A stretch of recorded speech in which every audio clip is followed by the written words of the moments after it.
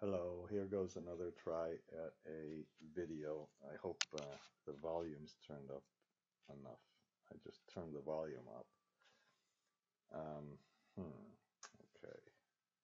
In this video, I'm going to give you an overview of a project finance model that is one of my recent models, although when this video gets old, it won't be.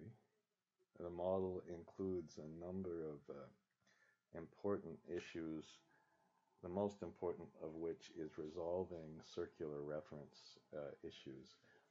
So you can do a host of structuring analysis without this horrible copy and paste approach. The model also includes functions so that if you have parts of a project coming in intermediate times of the month, you can reflect that. That's done with a function as well as the first thing. The model includes a analysis of future capital expenditures where you have to decide and compute the depreciation when the project starts later on. It includes the standard kind of scenario analysis. I shouldn't have made a capital I there, should I?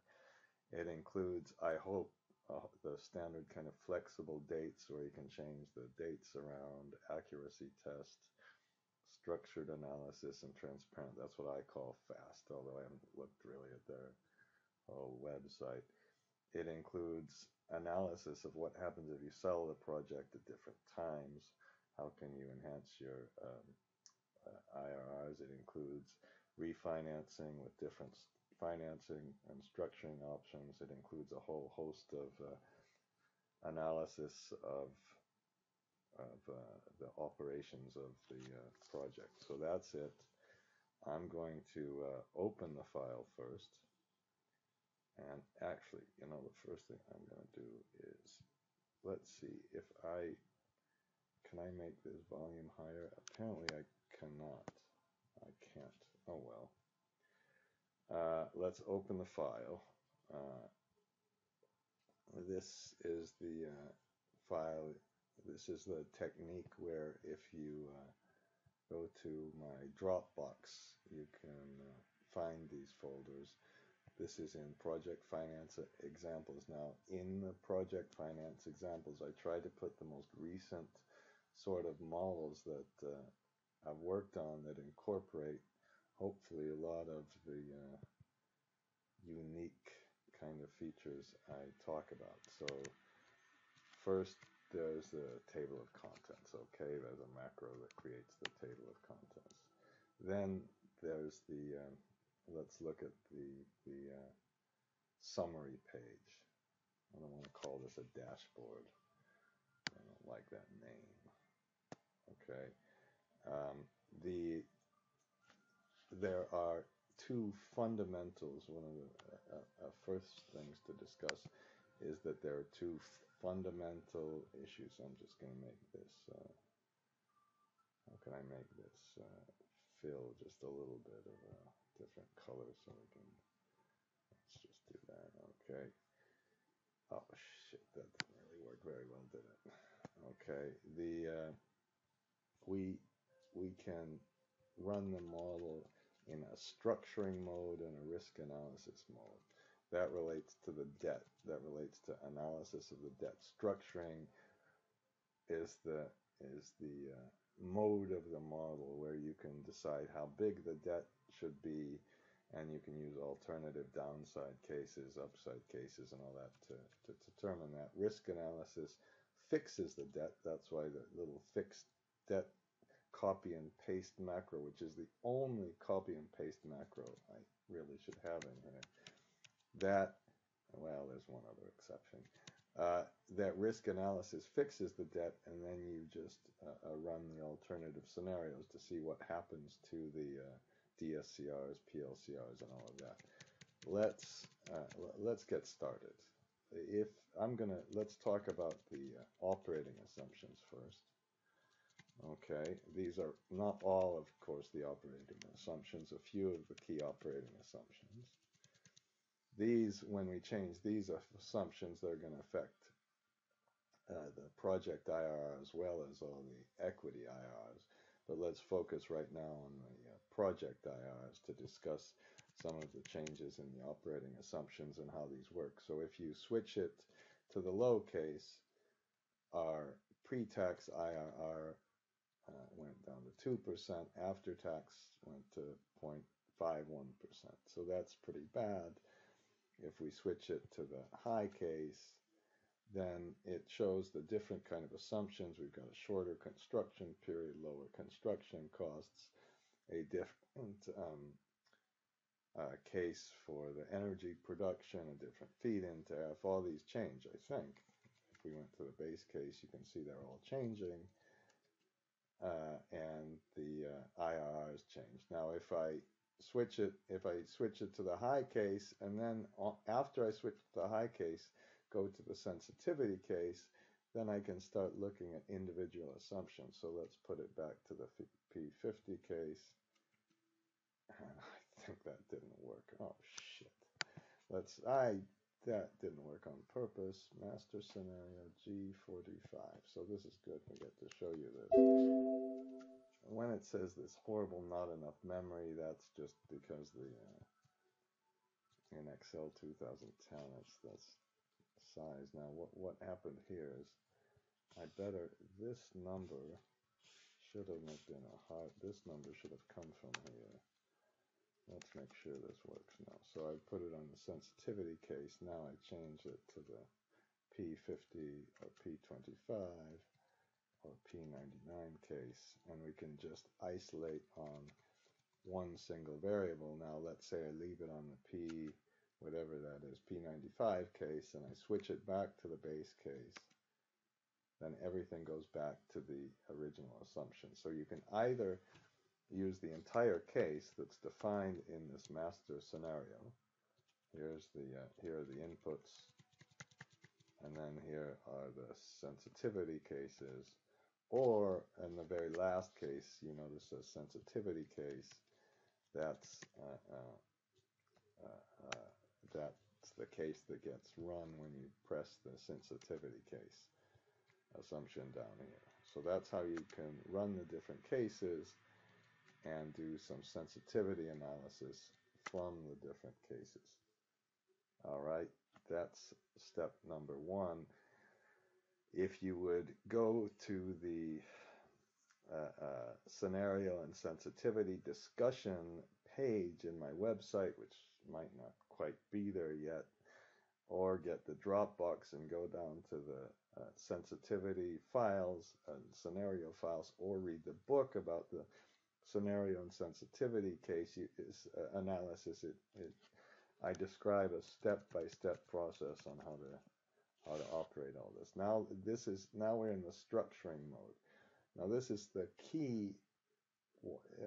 The key behind the circular reference resolution with a macro, and not a macro, a function, is that you can use alternative processes. Let's see. So if it's on gearing and I just change the gearing ratio, we just run this up and down. There's no copy and paste macro. We can just change things. So let's say we're in this case, we have a 23% IRR. If you would want to then go to data, what if analysis, goal seek, and say, let's set this IRR to 15%. Did I set the IRR to 15% by changing? Now, unfortunately, I have to do this in the master scenario page, but let's change the, I'm hoping it's the base case. Let's change the feed-in tariff. You can see I can get a 92.42 feed-in tariff in this case. Now, I left it on sculpting. Of course, that wasn't very good. If I have it on annuity, our equity IRR is too low. Let's put this thing back to 140. I guess that's a reason. 130. Reason not to do the goal seeks a little bit, but maybe I should come up with a way to fix all of that. But let's do the same thing now with an annuity case. we go to data, what if analysis, goal seek, set that to 15% by changing the, in the master scenario, the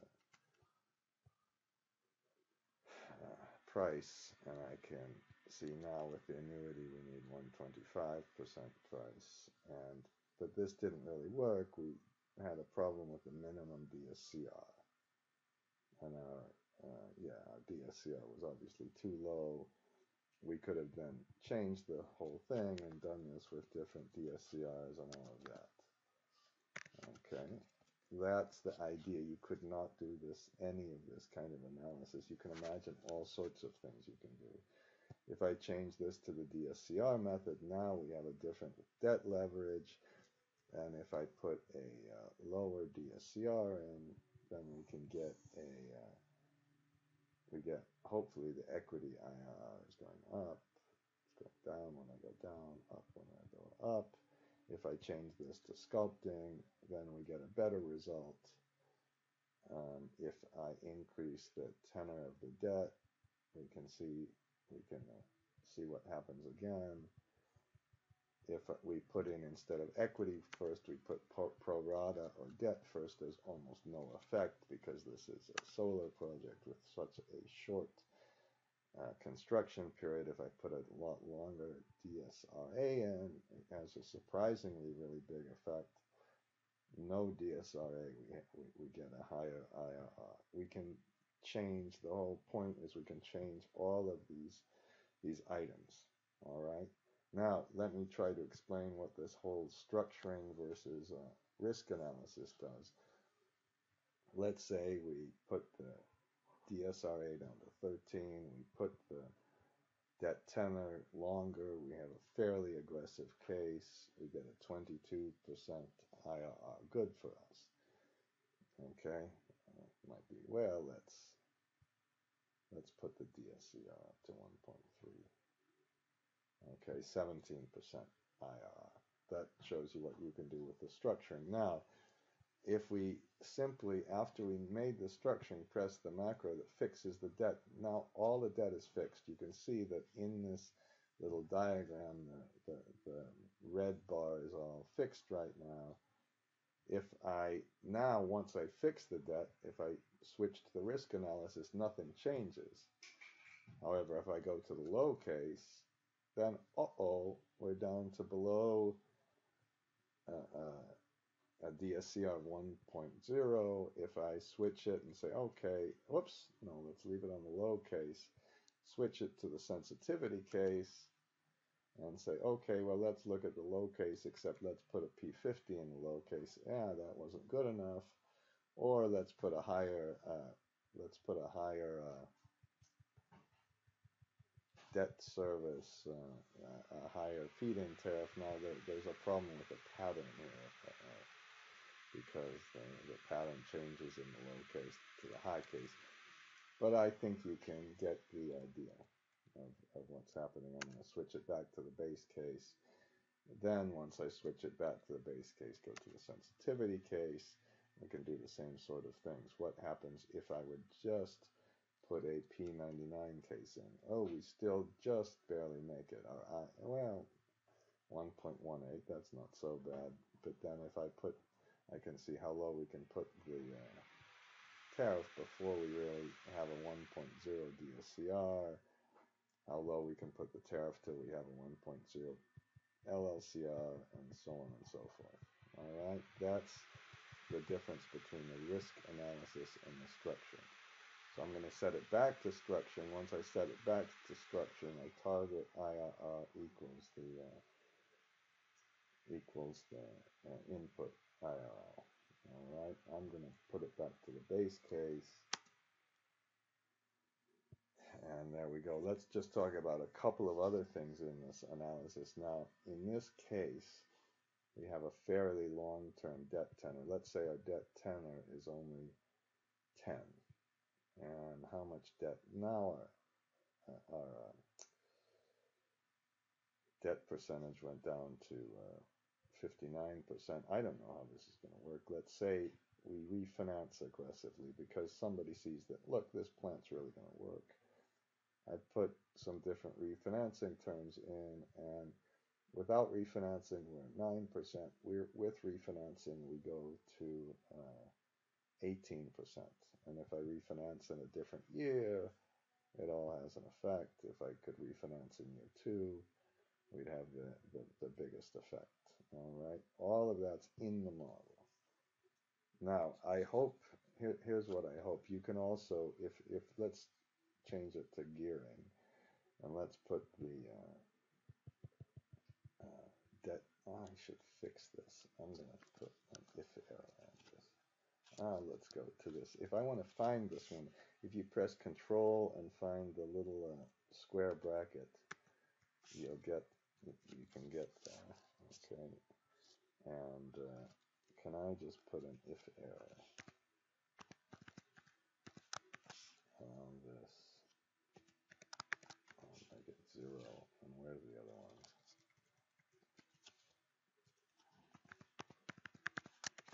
Okay. So just a way to check the model a little bit.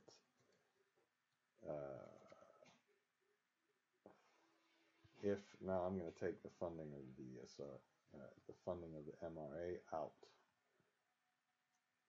and shoot, the IRR and the equity IRR and the project IRR were supposed to be the same. I have no idea what just happened. No DSCR. Oh well.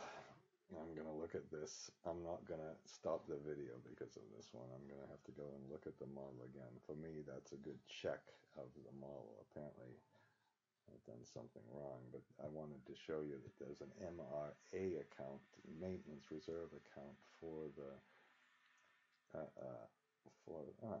upset about this, the MRA account for the inverters for the solar project. Now, if I change it to the lowercase, I'm still hate that I'm looking at this difference in the IRR. These two IRRs were supposed to be identical.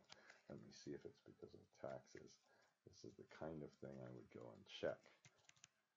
Can we go down and find taxes? Let's put a 0% tax rate in here. It's not explained by the taxes. You can see this is working, but there's a little bit of a difference. Can we just look quickly at, I could lie and say I made this mistake on purpose so you can see how to kind of check a model, but that would be silly. The cash flows are all the same here, and then we have a little bit of a difference in cash flows, and the difference in the cash flow is caused by what? We start with the same cash flow. We apparently have a maintenance reserve account, which, oh, did I leave the, let's take the maintenance reserve account out. This time it's a lowercase. We have two replacements.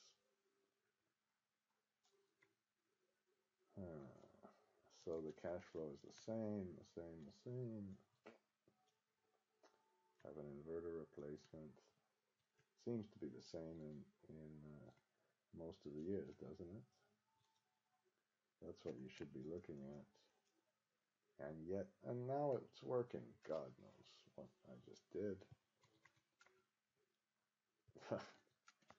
Let's put the tax rate back in.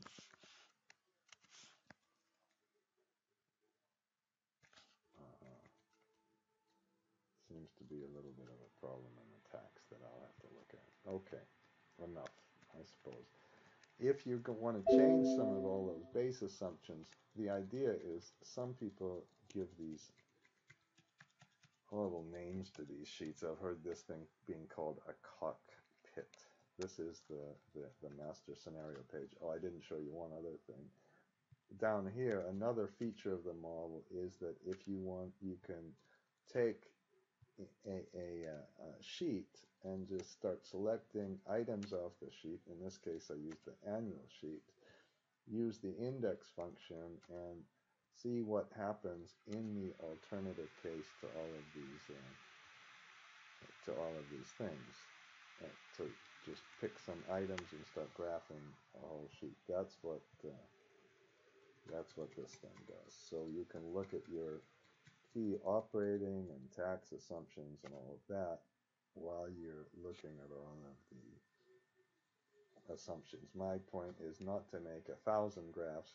Try to make 1 or 2 graphs that really tell the story of the whole thing. In another video, I showed you how to make a tornado diagram. I'm not going to go through this.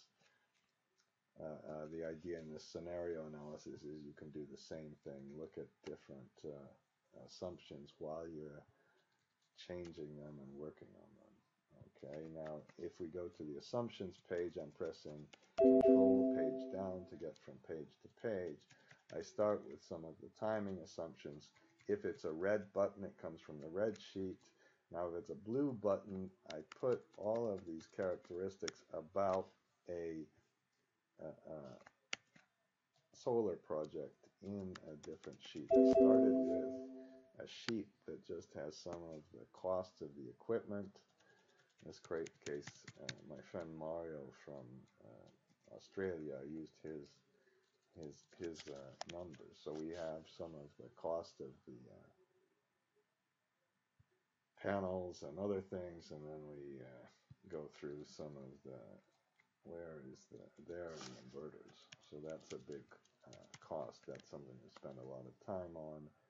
Then this page goes through all of the area that's covered by the solar panels, and it makes an adjustment for the temperature. You can work through this. You know, here's something I should do. Do you notice at the bottom in one of the other sheets, one of the other sheets, the videos explains how to make this. We made a color video. It's a color macro, Shift Control C, and then I should have shown you what's an input and what's a calculation. So we took the inputs from the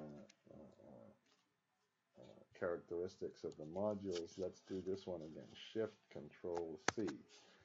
These are inputs for the radiation, the solar, the amount of sunlight you get. Adjust, put the temperature in, get the total radiation. What does this one do? This is an input. Sorry, I can't remember. And this is the efficiency of the ray in different months. There's a little equation here that shows you, and again, this is done with, if you shade this area and want to make a scatter plot, you can just have to make sure and leave the x-axis title off. So this is the temperature, and it shows you the effect of the temperature on the efficiency of the panels. Then we have all the various losses. Remember, Shift Control C, and we can define the performance ratio. And finally, there's the amount of the yield, which reflects the. I thought I pressed Shift Control C. Aha, Shift Control C suddenly didn't work. Well, God knows why. That's what happens when you make videos. Okay. I have no idea, and I'm not going to look at that. Did it work? Did I lose Shift Control C somehow? I didn't like to make it on that page. Tough. Okay. Oops, I saw a little divide by 0. So we go back to the assumptions. The assumptions, we start with the panel capacity. Now another feature of the model, which might seem trivial to you, but it's very important, is I'll notice I put some of the panels in different time periods. And the question is then, if your model is on a month-by-month basis, how do you incorporate different dates, different start dates for the different panels? And there's a function that I created and that you can see on another page of the spreadsheet, and that function is called got to find the where we did the capacity. We put the start date.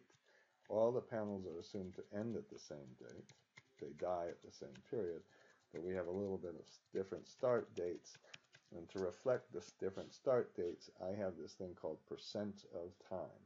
So once you put in the start date and end date for the model and the start and end date for the items, it will give you the percentage of time the various panels are in service for the period. So we have different amounts for different time periods. For me, that function is a key one. It's not as key perhaps as the circular reference, but it's a big one. Then I put some assumptions in for the capital expenditures. If it's red, again, it varies from, it comes from the master scenario page. If these are blue, they come from all those input pages we just looked at. So you can trace the assumptions. We put different yields in on a month-by-month basis, and then put a little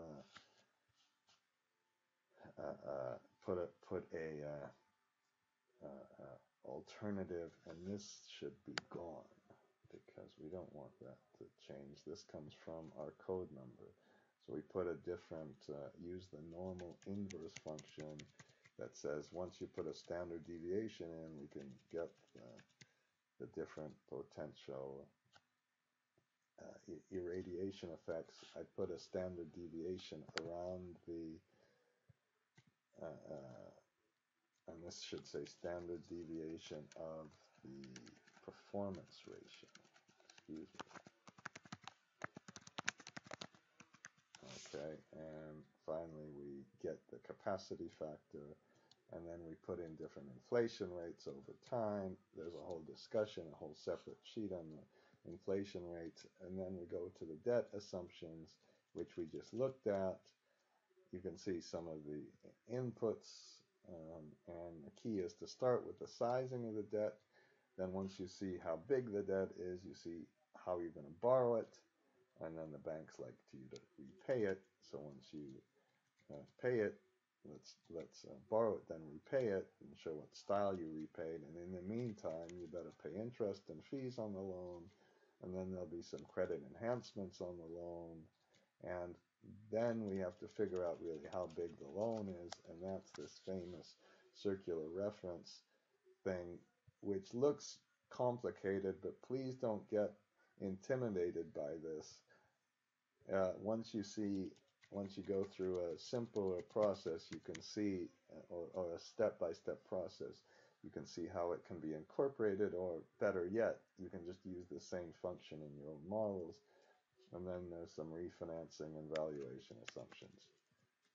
Once we have the assumptions built, the structure of the model is so crucial. I think the recommendation that I've seen, and I agree with entirely, is to put the start and from dates right at the top. Then I put some switches in, and for the switches we have a little conditional formatting that says it's true, and we test whether indeed there are 6 periods of development, 1 period of financial close, 3 periods of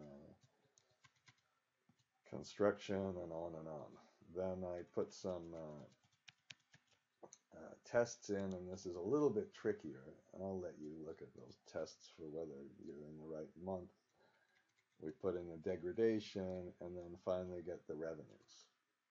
Once you get the revenues, you can put the operating expenses, get the EBITDA, and finally the CapEx.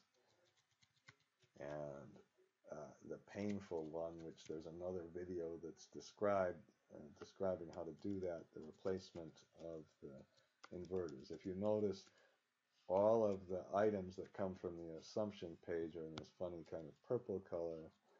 And you start the model with revenues, expenses, CapEx. I hope that's clear. Now, once you have the CapEx, you can then compute the depreciation. Now, be a little careful here. The depreciation is depreciation without interest during construction. I put a different depreciation rate on the inverters than the rest of the stuff. And once you have depreciation, then you can get EBIT. And once you have EBIT, you can compute the loss carry forward on the EBIT and get the after-tax project IRR. So far, no financing at all in the model. This is the key to structuring the model. Get the dates right, work through what the project's really doing with the capacity, and then get the revenues, expenses, and CapEx.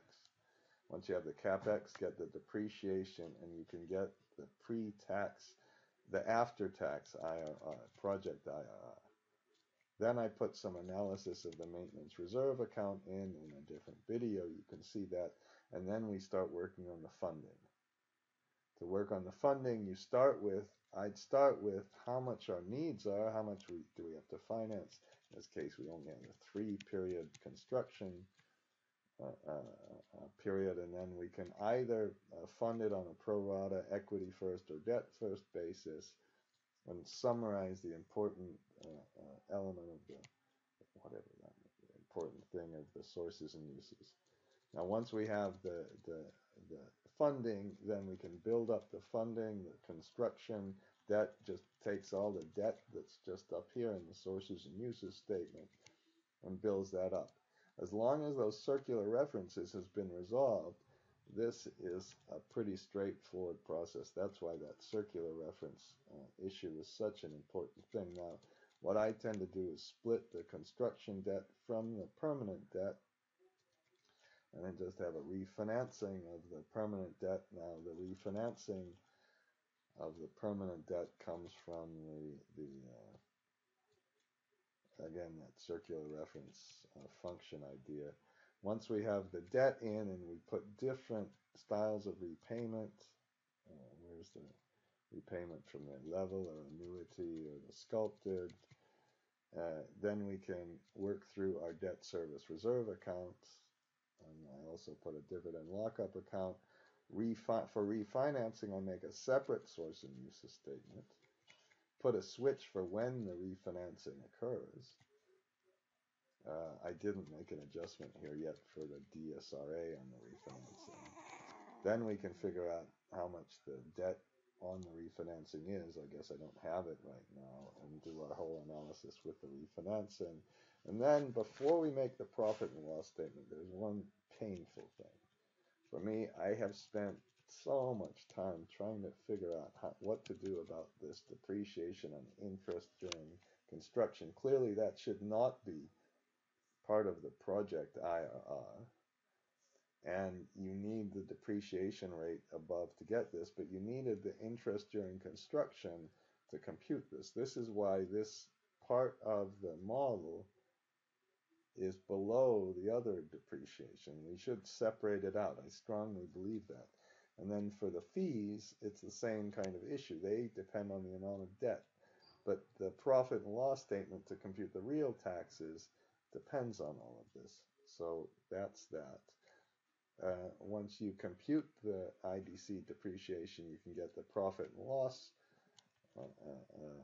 analysis, and we have an NOL. And then in the cash flow waterfall, if you want to do a cash flow waterfall, the key, and again, there's a whole another page, or at least there will be, and there's a section on the book describing how to use the minimum and maximum function when computing pieces of the cash flow waterfall. And finally, you're really happy if the balance sheet balances.